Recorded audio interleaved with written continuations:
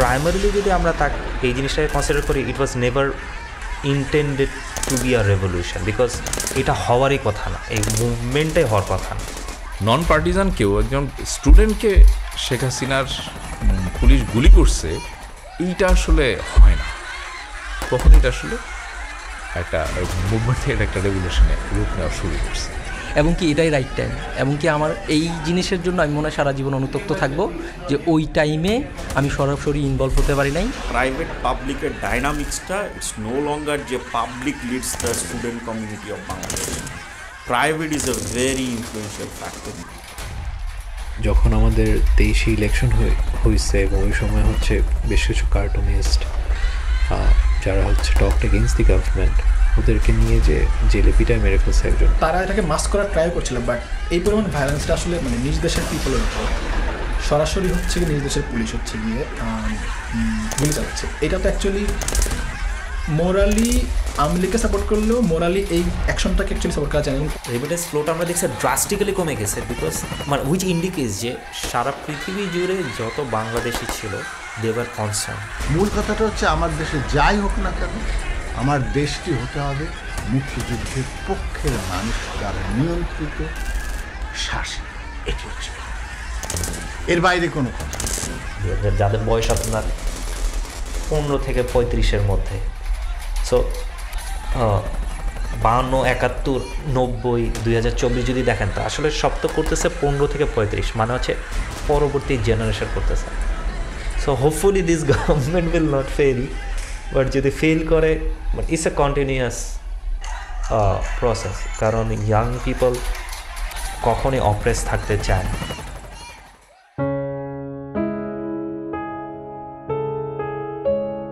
সম্মানিত শ্রোতামণ্ডলী, imagine there is no কোটা প্রজেক্টের আওতায় নির্মিত 8টি অধ্যায়ের অডিও ওয়ার্ক সিরিজে আপনাদের আমন্ত্রণ জানাই।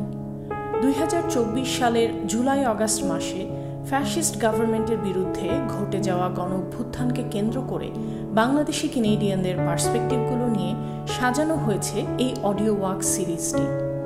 এই গণ অভ্যুত্থান শুধু বাংলাদেশের ইতিহাসে নয়, বরং পৃথিবীর ইতিহাসে ফ্যাসিস্ট রেজিমের বিরুদ্ধে সাধারণ জনতার রুখে দাঁড়ানোর একটি অত্যন্ত দৃষ্টান্তমূলক অধ্যায় রচনা করেছে। এই গণ অভ্যুত্থান হয়তো অনিবার্যই ছিল, তবে অনেকেই মনে করেন আওয়ামী লীগ সরকার তাদের শাসন আমলে অনেক প্রতিবাদকে খুব কৌশলে যেমন দমন করতে পেরেছে, সেটা কথাবার্তা বলেই হোক বা অন্য কোনো মন্দের ভালো সমঝোতার মাধ্যমে হোক, সেভাবেই হয়তো জুলাই আগস্টের বিপ্লবকেও থামিয়ে দিতে পারত। কিন্তু সেটা না করে এই সরকার এমন কিছু পদক্ষেপ নিয়েছিল যা কিনা অনেকটাই জ্বলন্ত আগুনে ঘি ঢালবার মতো। কি ছিল সেই সব পদক্ষেপ যেগুলো এই বিপ্লবকে ক্যাটালাইজ করতে সাহায্য করেছিল? এইসব ব্যাপারগুলো নিয়ে কথা বলেছি বেশ কিছু বাংলাদেশি কেনেডিয়ানদের সাথে, যারা উচ্চশিক্ষা, শিল্প, সাহিত্য এবং সংবাদ মাধ্যমে জড়িত আছেন। তাদের কথোপকথন দিয়ে সাজানো হয়েছে অডিও ওয়াকের 4র্থ অধ্যায়টি, যার নাম দেয়া হয়েছে রাজনৈতিক শতরঞ্জির চালগুলোতে কি ছিল ঠিক আর কি ছিল ব্যাঠিক। অডিও ওয়াক সিরিজের প্রতিটি অধ্যায়ের জন্য রয়েছে একটি ইউনিক কিউআর কোড, যেটি আপনাকে স্ক্যান করতে হবে কথোপকথনগুলো শুনবার জন্য। আপনি সিরিজটি ধারাবাহিকভাবে শুনতে পারেন 1 থেকে 8 পর্যন্ত, তবে ধারাবাহিকতা না মানলেও বিষয়বস্তু বুঝতে যাতে সমস্যা না হয় সেভাবেই অডিও ওয়াকগুলো সাজানো। Imagine there is no quota team বিশ্বাস করে আমাদের অধিকার আদায়ের একটি বড় মঞ্চ হলো পাবলিক স্পেস। আমরা সেটা দেখেছিও 2024-এর জুলাই আগস্টে। বাংলাদেশের মতো টরন্টোর বাংলা টাউনের রাস্তাঘাট, অলিগলি, রাস্তার মোড়, দোকানের সামন পরিণত হয়েছিল অনেকগুলো প্রতিবাদী মঞ্চে। এ কারণেই এই অডিও ওয়াকগুলো পাবলিক স্পেসে ইনস্টল করা। ড্যানফোর্থের রাস্তায় হাঁটতে হাঁটতে শুনুন এই অডিও ওয়াকগুলো। পরিবার পরিজনকে নিয়ে এসে শুনুন। বন্ধু বান্ধবদের সাথে শুনুন ডেন্টোনিয়া পার্কে চা চানাচুরের আড্ডায়। কিছু কথা ভালো লাগবে, কিছু ভালো লাগবে না, কিন্তু সেই আলোচনা সমালোচনা থেকেই হয়তো সূচনা হবে বাংলাদেশে এমন একটি পাবলিক স্পেস তৈরির স্বপ্ন বুনন, যেখানে not genocide but the democracy will rule. অধ্যায় 4, রাজনৈতিক শতরঞ্জির চালগুলোতে কি ছিল ঠিক আর কি ছিল ব্যাঠিক। যদি ক্রোনোলজিক্যালি যেতে চাই, সবার আগের প্রাইমারি ট্রিগারিং মুভমেন্টটা ছিল শেখ হাসিনার সবাইকে রাজাকারের নাতিপতি বলা, first of all. Second triggering পয়েন্টটা ছিল যখন আবু সাইদকে খুব ক্লোজ রেঞ্জে আপনার গুলি করা হয়, যেটা ভিডিও ছিল, বাট আমি সম্ভবত শেখ হাসিনা নিজে বলছিল যে আবু সাইদ আসলে হি ওয়াজ আর্মড বা সামথিং লাইক দ্যাট, আমার এক্স্যাক্টলি মনে নাই। বাট আসলে ভিডিও এভিডেন্সে তো আমরা সবাই দেখতে পাচ্ছিলাম যে তার হাতে যদিও একটা লাঠি ছিল, বাট সে আসলে পুলিশকে অ্যাটাক করে নাই। থার্ড ট্রিগারিং মুভমেন্ট আপনি বলতে পারেন যখন ইন্টারনেট অফ করে দেওয়া হয়েছে, কারণ তখন মানুষ প্যানিক হওয়া শুরু করছে যে ইন্টারনেট কেন অফ হবে। এবং ফোর্থ বলতে পারেন যখন ইন্টারনেটটা আবার ছেড়ে দেওয়া হয়েছে, তখন সবাই তো আসলে ভিডিও করছে, ভিডিও করে যেমন দেখা গেছে উপর দিয়ে হেলিকপ্টার থেকে গুলি করা হচ্ছে, বা হচ্ছে আপনার পুলিশ গুলি করে খুব ক্লোজ রেঞ্জ থেকে গুলি করছে। সো যখনই আপনার সবাই ভিডিওগুলো রিলিজ করে শেয়ার করা শুরু করলো, তখন তো মানে মানুষের হঠাৎ করে একটা রিয়েলাইজেশন হলো যে একটা ম্যাসাকার হয়ে গেছে, যেটা 5ই মে 2013-তে যেভাবে শাপলা চত্বরে রাত্রেবেলা আসলে গভর্নমেন্ট ম্যাসাকার করে পরের দিন সকালবেলা সিটি কর্পোরেশন দিয়ে পানি দিয়ে যেভাবে মুছে ক্লিয়ার করার চেষ্টা করছিল, এইখানেও হয়তো গভর্নমেন্ট এটা চেষ্টা করছে। বাট গভর্নমেন্ট তো বুঝে নাই যে আসলে 5ই মে আর এই বছরের ডিফারেন্স হচ্ছে তৎকালীন সময় not everyone had mobile phone. তখন মানে রেকর্ড করার মতো ডিভাইসেস সংখ্যাটা খুব কম ছিল 2013 সালে। At that time it was very expensive. But এখন আমাদের কাজের বুয়া, রিক্সাওয়ালা সবার হাতে মোবাইল ফোন আছে। সো যে কেউ can be online reporter, online media. আর স্প্রেড হওয়ার জন্য যেহেতু সবার ট্রাস্ট চলে যাচ্ছিল অন ট্র্যাডিশনাল মিডিয়া, কারণ তারা তো আসলে ন্যারেটিভগুলোভাবে উপস্থাপন করছিল অনেকটা আপনার ওই আলু চাষের মতো আর কি। আমরা 5ই মেতে যেমন পরবর্তীতে বিটিভি যেমন দেখাচ্ছিল যে বেগুনের বাম্পার ফলন নিয়ে করতে, বাট এইখানে যখনই সবাই শেয়ার করা শুরু করছে তখন ইট ট্রিগার্ড এভরিওয়ান। তারপরে আমরা বলতে পারি যে নেক্সট ট্রিগারিং মুভমেন্ট ওয়াজ যখন হাসরাত, নাহিদ, সার্জিস তাদেরকে ডিবি অফিসে নিয়ে যে তাদেরকে জোর করে তাদেরকে আন্দোলন সরায় নেওয়ার একটা বিবৃতি দেওয়া হয়েছিল। বাট এখানে সার্জিস আঙ্গুল দিয়ে দেখাচ্ছিল যে আসলে তাদেরকে অন গান পয়েন্ট হচ্ছে আপনার তাদের কাছে বিবৃতি নেওয়া হয়েছে। এবং finally the last movement was যখন তারা বললো যে আর এত দফার দরকার নেই, 7 দফা, 10 দফা, 14 দফা বাদ, আমাদের এক দফা, সেটা হচ্ছে গভর্নমেন্টকে পতন হওয়া, যেটা সম্ভবত 3 তারিখ বা 4 তারিখের দিকে করেছিল। সো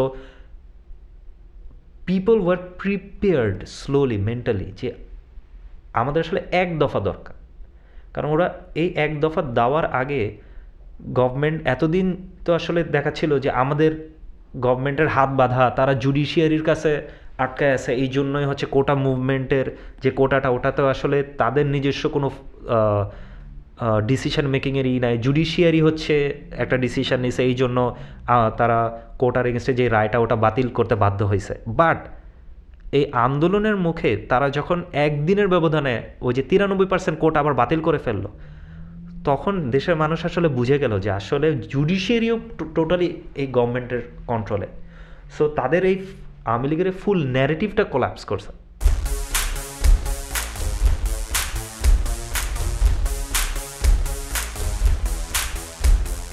ট্রিগারিং পয়েন্টটা আমার কাছে যেটা মনে হয় যে 2টা খুব বড় ট্রিগারিং পয়েন্ট ছিল। একটা তো ডেফিনেটলি আবু সাইদের হচ্ছে গিয়ে আর মুগ্ধের কি বলে হত্যাকাণ্ডটা। সেকেন্ড যেটা থাকে সেটা হচ্ছে গিয়ে যখন নাকি ঢাকা ইউনিভার্সিটি বন্ধ করে দিল, ওরা ভাবছিল হচ্ছে গিয়ে যে এটা মানে বন্ধ হয়ে গেছে।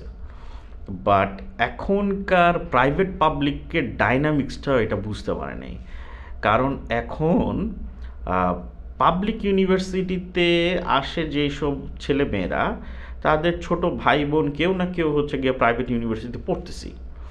এখন কথার কথা হচ্ছে গিয়ে আমার ছোট ভাই নিজেই হচ্ছে গিয়ে এক প্রাইভেট ইউনিভার্সিটিতে পড়াশোনা করছে। এখন আমাকে যদি কেউ মারে, সেইটার বিটারনেস তো আমার ছোট ভাইয়ের উপরে কাজ করবেই। এবং যেইটা আমরা দেখতে পারি হচ্ছে গিয়ে ওই রামপুরা এরিয়াতে যে ইউনিভার্সিটিগুলো আছে, ব্র্যাক, ইস্ট ওয়েস্ট, ওরা যখন নাকি রিভলভ করছে, বসুন্ধরা, আইইউবি, নর্থ সাউথ, বিভিন্ন পয়েন্টে হচ্ছে গিয়ে আমার কাছে যেটা মনে হয়েছে এবং আমি যেটা দেখছি যে হচ্ছে গিয়ে কারো না কারো ফ্যামিলি মেম্বার হচ্ছে গিয়ে এফেক্টেড হয়েছে এবং ওই প্রাইভেটের থেকেও হচ্ছে গিয়ে নেমে আসছে। তো প্রাইভেটের থেকে যখন নেমে আসছে তখন পুরো জিনিসটাই আমার কাছে মনে হয়েছে পুরো মানে বাংলাদেশে ছড়ায় গেছে। তখন আওয়ামী লীগ গভর্নমেন্টের যেই কাজটা করা উচিত ছিল সেটা হচ্ছে গিয়ে তাদের দোষটাকে অ্যাড্রেস করা দরকার ছিল, বিকজ ওই জায়গাটাই ছাত্রদের ক্ষোভ ছিল যে তোরা হচ্ছে গিয়ে কেন এটা অ্যাকনোলেজ করতেছিস না, হোয়াট ইউ ডিড ওয়াজ রং। তারপরে না হয় কথা আসবে হচ্ছে গিয়ে যে কোটা কেমনে সলভ করবি না করবি, কারণ by that point of time ছাত্রদের ডিমান্ডসটা কিন্তু কোটার থেকে সরে আসছে হচ্ছে গিয়ে যে তোমরা কেন হচ্ছে গিয়ে আমাদের সাথে এই আনফেয়ার ট্রিটমেন্টটা করছো। তো সেই জায়গাটা ধরতে পারে নাই এবং এটা ধরতে না পারার হচ্ছে গিয়ে আরেকটা কারণ আমার কাছে মনে হয়েছে, সেটা হচ্ছে গিয়ে যে তখন আওয়ামী লীগের লিডারশিপে যারা আছে তাদের মধ্যে মেজরিটি হচ্ছে গিয়ে ছাত্র রাজনীতি করে উঠে আসা কেউ না। যেমন অনেকে বলতেছিলেন যে এই যে তোফায়েল, তারপরে হচ্ছে গিয়ে আরও যারা নাকি হচ্ছে গিয়ে মনে করেন ছাত্র রাজনীতি করে উঠে আসছে, যারা নাকি ছাত্রদের পালসটা বুঝে, সেই রকম মানুষজন কিন্তু তখন খুব বেশি একটা ইয়েতে ছিল না। যারা ছিল, আমরা যদি স্বরাষ্ট্রমন্ত্রী দেখি, আইনমন্ত্রী দেখি, সালমান এফ রহমানকেও দেখি, তারা হচ্ছে গিয়ে এই পপুলেশনটার পালসটা বুঝতে সক্ষম না এবং সেই জায়গাটায় ওরা মিস্টেক করছে। ওরা মনে করছে যে খুব ফোর্স ইউজ করলে হচ্ছে গিয়ে এটা দমে যাবে এবং এইটাই একটা মেজর ট্রিগারিং পয়েন্ট হিসাবে কাজ করছে। They couldn't catch the pulse of the students. Second হচ্ছে গিয়ে প্রাইভেট পাবলিকের ডাইনামিক্সটা, ইটস নো লঙ্গার যে public leads the student community of Bangladesh, private is a very influential factor now. এই জিনিসটা বুঝতে পারে নাই। এবং থার্ড যে জিনিসটা ছিল সেটা হচ্ছে গিয়ে their lack of willingness to like acknowledge that they have mistaken. এটা ওই 17 ইয়ার্স ধরে অটোক্রেসি চালাইতে এটা হচ্ছে গিয়ে খুব বেশি গাঢ়ভাবে হচ্ছে গিয়ে করছে। By the time they acknowledge যে হচ্ছে গিয়ে যে আমরা ভুল করতেছি, that was two late.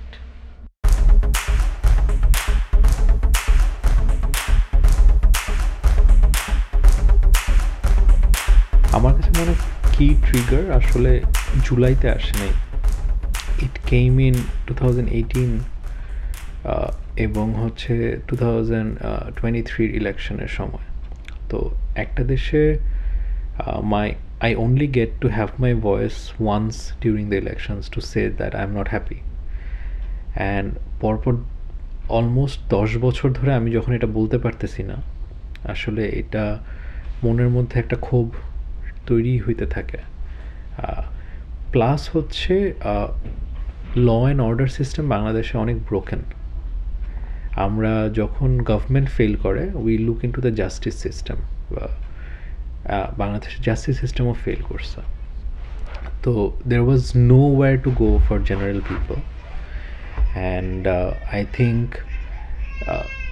they were at the top of the cliff আর কি। সো ক্লিফ থেকে ধাক্কা দেওয়াটা ছিল হচ্ছে when they saw those videos যেখানে গভর্নমেন্ট অ্যাপ্রুভড ম্যাস কিলিং শুরু হয়েছে, where they saw যে পিপলের গভর্নমেন্ট বলছে যে খুন করে মেরে ফেলো। অ্যান্ড এটা দেখার পর it's like it was the push from the cliff. So সবাই আসলে ক্লিফেই দাঁড়ায় ছিল, আমাদের পুশ পাচ্ছিলাম না ক্লিফে দাঁড়ায়। সো ওই mass shooting or ordering of the mass shooting was the push that we all needed. And any revolution তখনই succeed করে যখন middle class বা bourgeois আমরা যেটা বলি when they participate. So যখন এবং bourgeoisরা ততক্ষণই participate করে না যতক্ষণ আসলে they don't feel self interest.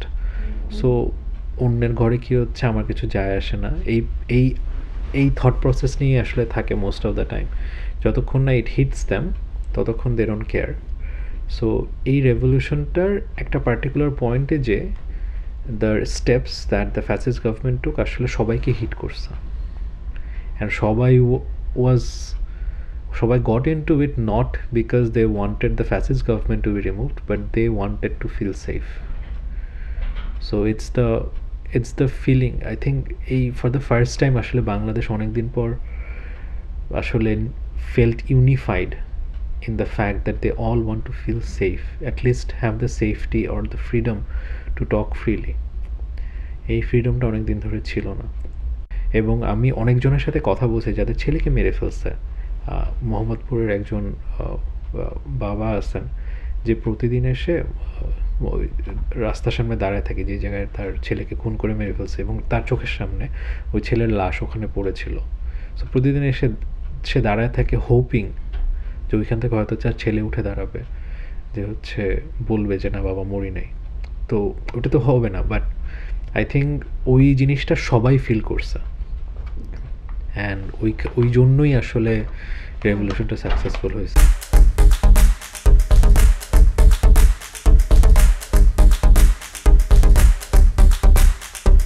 স্টুডেন্টদের গুলি করছে, স্টুডেন্ট মারা গেছে, আর স্টুডেন্টটা রেগে গিয়ে ধরেন একটা মেট্রো রেল পুরায় দিছে। উনি স্টুডেন্টদের নিয়ে মানে একটা ফোঁটা দুঃখ প্রকাশ না করে উনি মেট্রো রেলে গিয়ে কান্নাকাটি শুরু করলো যে এই মেট্রো রেল পুরায় ফেলছে, এই সন্ত্রাসীরা পুরায় ফেলছে এবং এই করছে, এবং বললো যে আবু সাইদ পুলিশের গুলিতে মারা যায়নি। আমরা জলজ্জান্ত দেখতে পেলাম পুলিশের গুলিতে মারা গেছে, বলতেছে এটা সন্ত্রাসীরা নিজেরা গুলি করে মারা ফেলছে, না আর কিছু করছে। তার যেই আরাফাত কি জানি ইয়ে ছিল গুলশানের এমপি তখন, কি জানি সে বলতেছে যে এই স্টুডেন্টে এরা হলো মাদক নেয়, মাদক নিয়ে এসে তারা রাস্তায় দাঁড়াইছে, আদারওয়াইজ কেউ মারা যেতে পারে না। এই ধরনের নেগোসিয়েশনের দিকে না গিয়ে জাস্ট উল্টা এই জিনিসগুলো করা শুরু করলো এবং বলল যে যেই জিনিসটা ইয়ে হলো যে এরা সবাই হলো রাজাকারের বাচ্চা, বরঞ্চ উল্টা খেপায় দিল। আমি বলতেছি যে ভুল ইন এ সেন্স যে আগে উনি যেভাবে সামলাইছে সেটাও রাইট না, বাট ওনার যে স্ট্র্যাটেজি যেইভাবে উনি ওভার কনফিডেন্ট হয়ে গেছিলো যে এই স্টুডেন্ট এটা কতবার সামলাইছে এটাও সামলাবো। সো নেগোসিয়েশনের কোনো জায়গায় উনি রাখে নাই, উনি জাস্ট খুবই হার্ডকোর জায়গায় গেছে। হার্ডকোর কীরকম, 16-17 তারিখের দিকেই উনি ছাত্রলীগকে অর্ডার দিয়ে দিচ্ছে যে পিটাও এদের। ছাত্রলীগ যেটা করছে যা, এবং ছাত্রলীগের যে ঢাকা বিশ্ববিদ্যালয়ের যে সাধারণ সম্পাদক এবং সভাপতি, তো ওর ওপেন ঘোষণা দিচ্ছে যে এদেরকে ইয়ে করবে।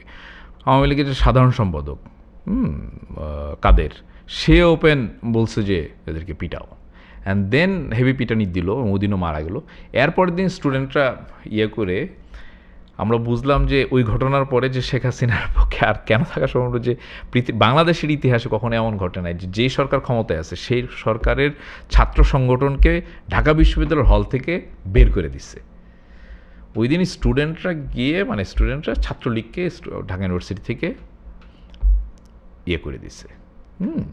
আর পরের দিন হলো আমি এই প্রোটেস্টটা শুরু করি আর কি। সো এটাই আমি বললাম যে প্রত্যেকটা জায়গায় নেগোসিয়েশনের কোনো জায়গায় রাখায় না, উনি জাস্ট ডিরেক্ট অ্যাকশানে গেছে। ওনার কোনো একটা তাড়াহুড়া ছিল যে দ্রুত এটাকে শেষ করে, আমার ধারণা আর কি যে উনি যে বাইরের একটা সফর আছে 20 বা 22 তারিখে একটা সফর ছিল, উনি এইটা দ্রুত শেষ করে উনি সফরে যাবেন। সো কোনো ধরনের টাইম ডিলে উনি করতে চান, যত দ্রুত শেষ করা যায়। সো মার কাট আগের আত্মবিশ্বাসের কারণে সেটা করে পুরো জিনিসটাই ব্যাকফায়ার করছে। পুরো জিনিসগুলো বলে স্টুডেন্টদের এবং রাগায় দিছে। এবং সবচেয়ে বড় ইয়েটা হয়েছে হলো যে স্টুডেন্ট এই রাস্তাঘাটে যারা ছিল মধ্যবিত্ত ভয় পাইছে কীভাবে, মধ্যবিত্ত ভয় পাইছে যে পুলিশ ভাইয়েরা ফ্ল্যাটে যা খোঁজ করতেছে যে এই বাসায় অমুক স্টুডেন্ট থাকেন, ও কই। তখন আসলে ছেলেপেলেরা ভয় পেয়ে গেছে, বাবা মারা ভয় পেয়ে গেছে যে আমার বাচ্চা রাস্তায় মারা যাচ্ছে, আমার বাসায় এসে খোঁজ করতেছে। So I am not safe anymore, so I need to protect them, so I need to be on the street. ওই নামা শুরু করলো, মানুষকে আসলে ওই জায়গাটা থেকে ধরছে। অ্যান্ড মধ্যবিত্ত নিম্নবিত্ত এমনিতেই খ্যাপা ছিল বিকজ অফ দ্রব্যমূল্য ভয়ঙ্কর ঊর্ধ্বগতি হয়েছিল, কারণ তাদের তো আসলে পেটটা শান্তিতে থাকতে হয়। সো ওইটা ভয়ঙ্কর খারাপ অবস্থা হয়েছিল। আর মধ্যবিত্ত এবং এই জায়গাগুলো হলো যে ওদের সঙ্গে কানেক্টেড যে সার্ভিস সরকারিগুলো প্রত্যেকটা এত দুর্নীতি এবং প্রতিদিন এত কাহিনী ঘটতেছে মানুষের মাথায়। আরেকটা জিনিস ছিল হলো যে দেখেন শেখ হাসিনা নিজে একটা সংবাদ সম্মেলনে বলতেছে যে তার পিয়ন 400 কোটি টাকার মালিক। আমরা জানি যে এস আলম ওই তারপরে আপনার সালমান এফ রহমানেরা কোটি কোটি টাকা নিয়ে যাচ্ছে, উই নো দ্যাট, বাট মানুষের একটা সাইকোলজি হলো যে আপনার থেকে উঁচু যারা তারা তো এগুলো করবেই, কিন্তু আপনার বয়সী না, ফিনান্সিয়াল স্ট্যাটাসে আপনার সমান এবং লোয়ার এন্ডের লোক আপনার থেকে আগায় গেছে, এটা মানুষের খুবই স্ট্রাইক করে। Salman F Rahman is okay, but একটা পিয়ন যে আমার থেকে ছোট, সে যা শেখ হাসিনার কাজ করতে 400 কোটি টাকা নিয়ে গেল, how is possible? And Sheikh Hasina এটাকে গর্বভরে বলতেছে, এটা একটা ভয়ঙ্কর একটা স্ট্রাইকিং পয়েন্ট ছিল।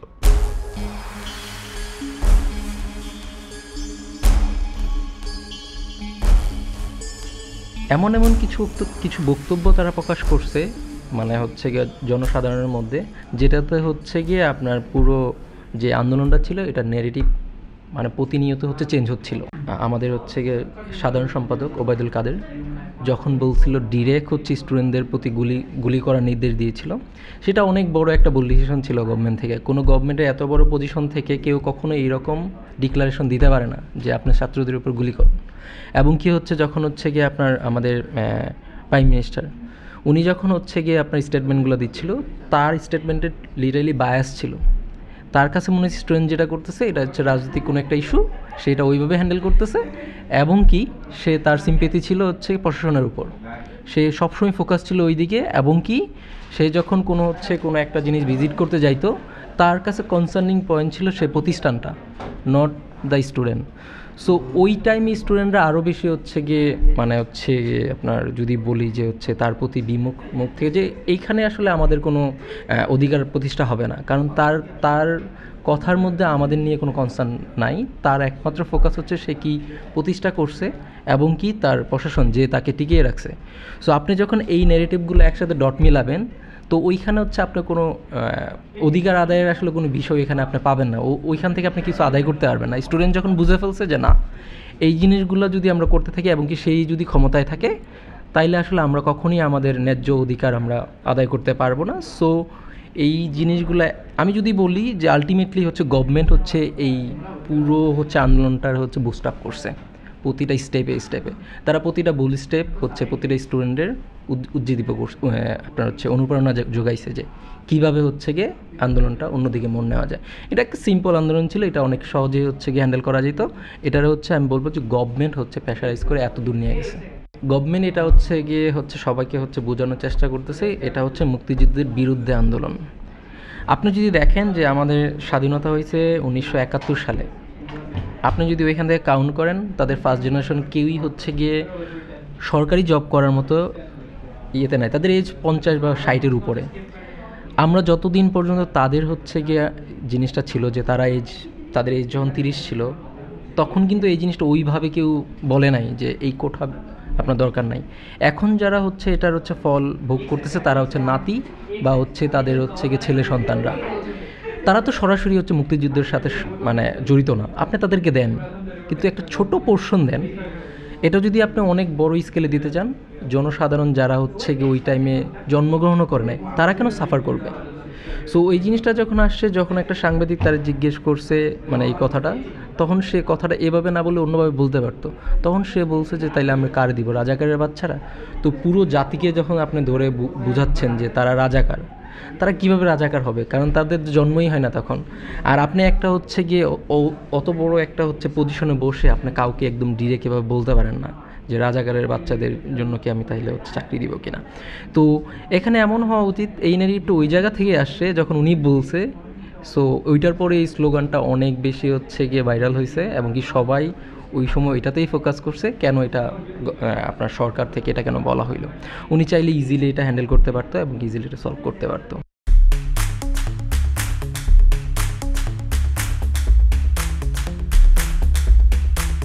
আমরা সবাই কিন্তু এর পক্ষে, সব দেশের অধিকাংশ মানুষই কিন্তু না, ছাত্র এভাবে হত্যা করাটা ঠিক হচ্ছে না।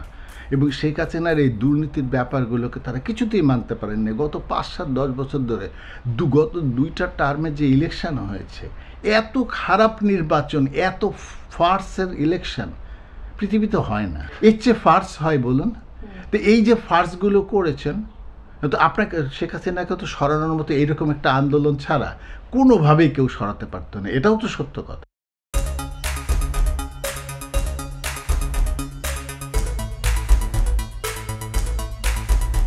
তারা তো নির্বাচনটাও আসলে সংবিধানের দোহাই দিয়ে করতো, যে আসলে তত্ত্বাবধায়ক সরকার তো হ্যাঁ it would have been very good, but আমাদের হাত বাঁধা, কারণ আমরাও তো ফেয়ার ইলেকশন তত্ত্বাবধায়ক সরকার করতে পারলে হয়তো ভালো হইতো, বাট আমাদের সংবিধানে যেহেতু এটা নাই, এই জন্য আমরা করতে পারতেছি না, বা আমাদের সিনিয়র জুডিশিয়ারি লেভেলে যেহেতু আমাদের কোনো ইনফ্লুয়েন্স নাই, আমরা আসলে কোর্টের কাছে দায়বদ্ধ।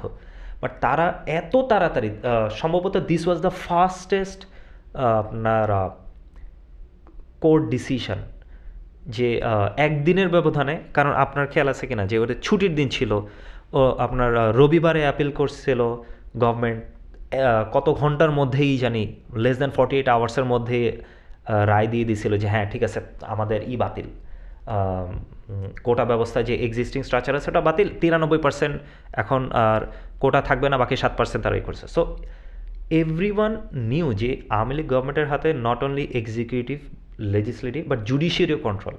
কী এখন তো আমরা আওয়ামী লীগের ট্রিগার পয়েন্টে আসি, যেসব জায়গায় আওয়ামী লীগ চাইলে এই মুভমেন্টটাকে কমায় ফেলতে পারতো বা ডাইভার্ট করতে পারতো।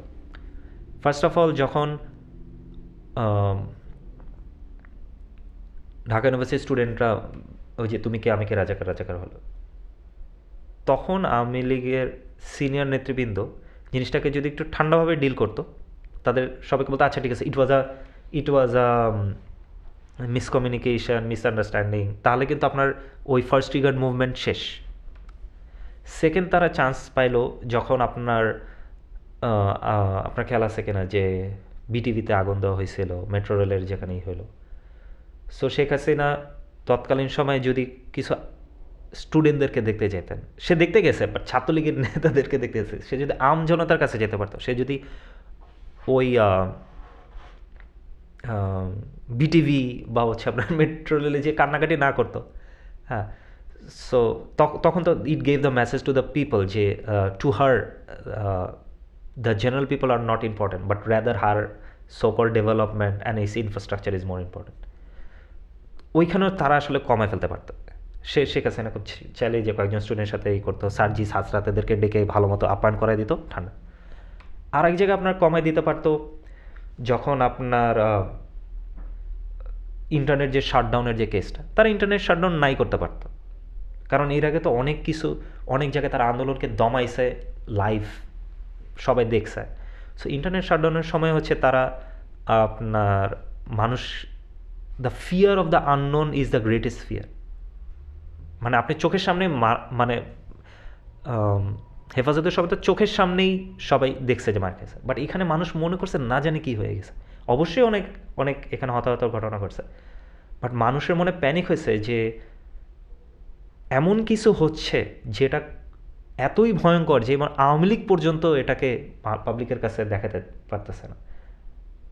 সো অ্যাট দ্যাট টাইম তারা যদি এই ইন্টারনেট অফ না করতো, তাহলে হচ্ছে আপনার ওটা হয়তো ওটা করতে পারতো। আরেক সময় করতে পারতো, সেটা হচ্ছে ডিবি অফিসে নাটক টাটক না করে আপনার খুব খুব কর্ডিয়ালি ছাত্রদের নেতাদের সাথে ডিল করতে পারতো। তাহলে কিন্তু আর আপনার যদিও ট্রাস্টটা নাই বা গভর্নমেন্টের কেসে, বাট মানুষের ট্রিগার পয়েন্টটা হতো না যে তাদেরকে জোর করে করে দেওয়া হয়েছে। কারণ তখন পর্যন্ত আসলে সমন্বয় ছিল মাত্র হাতে গোনা 8-10 জন যারা ফেসার ছিল, বাট যখন তাদেরকে ডিবি অফিসে নিয়ে যাওয়া হয়েছে তখন সমন্বয়ক হয়ে গেছে হাজার হাজার। সবাই তখন মনে করছে আমিই সমন্বয়ক, জেলাভিত্তিক সমন্বয়ক যারা তারা হচ্ছে বিভিন্ন আলাদা আলাদা কর্মসূচি দেওয়া শুরু করছে। সো আসলে এই নাটকটা তারা না করলেও পারত। অগস্টের শুরুর দিকে যখন ছাত্ররা দাবি তুলল যে ওবায়দুল কাদের সহ আপনার ছাত্রলীগের যারা সিনিয়র নেতা আছে, যারা এই আন্দোলনের এগেইনস্টে কঠোরভাবে ভূমিকা রাখছে, তাদের বিচার করতে হবে। সো আমরা কিন্তু হিস্টোরিক্যালি দেখছি যে এর আগে আওয়ামী সভানেত্রী একদিনের নোটিসে সম্ভবত ছাত্রলীগের সভাপতি আর সেক্রেটারিকে একই দিনে বাদ দিয়ে দিয়েছিল, সম্ভবত কোনো একটা করাপশন চার্জে। সো শেখ হাসিনা চাইলেও এখানে আপনার সার্কিট ব্রেকারটা টান দিতে পারতো, সে চাইলেই ওবায়দুল কাদেরকে সরাই দিতে পারতো। আপনার খেয়াল আছে কিনা যখন নিরাপদ সড়ক আন্দোলন হয়েছিল তখন তৎকালীন সড়ক ও পরিবহন মন্ত্রী শাহজাহান খান সম্ভবত তার নাম, তার একটা কমেন্টের কারণেই তো আপনার ছাত্ররা মানে বাচ্চারা মাঠে নেমে আসছিল। ওই যে দুইজন অ্যাক্সিডেন্টে 2টা স্টুডেন্ট মারা গেছিল, তখন আমি সভানেত্রী কী করছিলেন, শাহজাহান খানকে সরাই ফেলছিলেন আর কি। সো সে চাইলে কিন্তু মানে she could have sacrifice the pawn to save the king, but সে এটা করে নাই। সো বিকজ অফ সে মনে করছে আমার সাথে তো ভারত আছেই এবং পুরো প্রশাসন আমার কন্ট্রোলে, সো আমি এটাকে ম্যানেজ করে ফেলতে পারবো। আর একটা কারণ যেটা হয়েছে যে আওয়ামী লীগের যারা নেতা আছে তারা সবসময় শেখ হাসিনাকে একটা বাবলের মধ্যে রাখছে যে ম্যাডাম আপনি আসলে সব কন্ট্রোল করে ফেলতে পারবেন। সো তার কাছে সম্ভবত দ্য অরিজিনাল ইনফরমেশনটা যায় নাই। She had over confidence over her গুণ, মানে আপনি বলতে পারেন ছাত্রলীগ আওয়ামী লীগ গুন্ডা বাহিনীর হাতে তার কাছে ওভার কনফিডেন্স ছিল। ফাইনালি যে ইস্যুটা হয়েছে যে সে মনে করছিল যে সেনাবাহিনী আমার সাথে ফুললি কোঅপারেট করবে, বাট আমরা দেখতে পাচ্ছি যে on the 3rd of August সেনাবাহিনী কিন্তু মোটামুটি নিউট্রাল হয়ে গেছে, কারণ সেনাবাহিনীর সাবেক যারা কর্মকর্তা ছিল তারা বলছে যে আমরা আমাদের সন্তানদের বুকে গুলি চালাতে পারবো না। সো শেখ হাসিনা তখনও যদি আপনার যদি সেনাবাহিনীর সাথে যদি কারণ সে মনে করছে ওয়াকারুজ্জামান তার আত্মীয়, হি উইল ম্যানেজ, বাট সে যদি অরিজিনালি সিচুয়েশনটা করে ড্রাস্টিক কিছু মেজার নিত, যেমন যেটা বললাম যে ওবায়দুল কাদেরকে স্যাংশন সরায় ফেলা, আইনমন্ত্রী আনিসুল হককে তাকে সরায় ফেলা, তাহলে হয়তো সে করতে পারতো, বাট সে করে নাই। So it was a bad recipe.